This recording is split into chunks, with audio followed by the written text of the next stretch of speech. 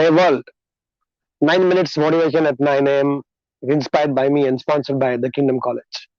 Preparing you for life. I am Deepak here and my life is beautiful and I stay on top of the world because I work as worship. There's a very, I won't say beautiful, but very important lesson, an event in my life that made tremendous impact on my life.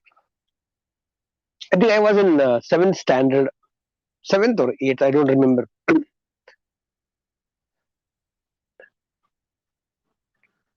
I was not studying properly, like most of us or most of them. Till 3rd standard, I was really good in study. Then I got some beautiful friends, and then you know that what happens after that. I actually scored around something in 40s, I remember. And my mother is something who really expects that her children should really do well, especially in studies, like a typical mother in India. So I came back with the results with the mark sheet, and I was like really scolded, beaten black and blue. And when mamas gets into that mood, no, they really speak very pinching words, hurting words, and you know what all they can say. Most of you would have experience in your growing years. Few of you even now also. And I was actually very sad, too close to depression. That time I didn't know what is the meaning of depression, but very sad. And towards evening around 7:30, 8 o'clock, my dad came, and I was standing there, almost like a punishment given to me. I was standing there. The moment my dad came, my mom started, see what you have son done, what your son has done, what results you have got, and this and my dad very cool, very means very cool, and show me. So he took the mark sheet. I was standing next to him. My mother was standing opposite to me, and she was on a rampage.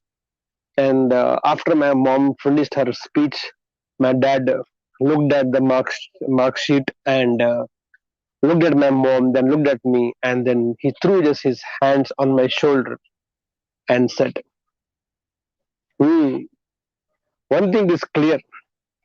He wouldn't have copied. He wouldn't have copied. There nothing to speak about my marks or why I got less or not giving a gyan or lecture to me about you should study properly. Do you know nothing? That's all. That whole syllabus my mother completed. And dad only just said this one statement. One thing is very clear. बेटा copy नहीं किया रहेगा. He wouldn't have copied. That is why he's just somehow passed in 40s. That statement made so much impact in my life that my father thinks he doesn't know what is the real. Of course, I never had copied that time. Whatever I could answer, I answered and got that 40, 45 something, and I came back home. But that one statement of his gave me such strength that my dad believes that I will never copy. And from that day till now, very consciously, I have ensured that I will never copy in my life. And not only copying in exam, in life also, I don't copy anybody or anything in life. Whatever I do, it's pakka original, pakka unique. Even if I learned from multiple teachers in my life, what all I have learned from them, I will explain to everybody in my uniqueness, my style, my way of understanding, or how I have understood, how I have implemented. Pure original. That one incident had a lifetime impact on my life. To have a father, let's forget the father, because I don't want again you to compare with that. To have that one person whom you look up to in life, who means a lot to you, and he or she thinks you are like that, it can make a huge impact in your life. Years later, I lost my dad when I was 17. I think couple of years later, we were in our village for some annual pilgrimage of the families. So all the families, my dad's side, all the brothers, everybody had come. We just came to my parents, me and my brother. Our parents have kept all of us away from the family issues and family matters. After my dad expired, and we were in the village for that one function, annual function, and we realized that there was something happening in the brothers and all the families in the village. There's supposed to be a meeting in the evening. My mother had become widow by that time, and we didn't have any kind of great support from anybody else in the relatives. A typical story of Indian families.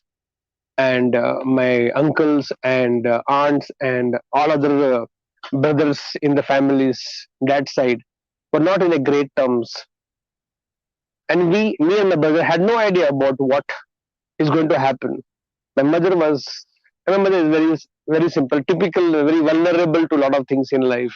So not very highly educated, did not doesn't have never crossed those four walls of the house till that time.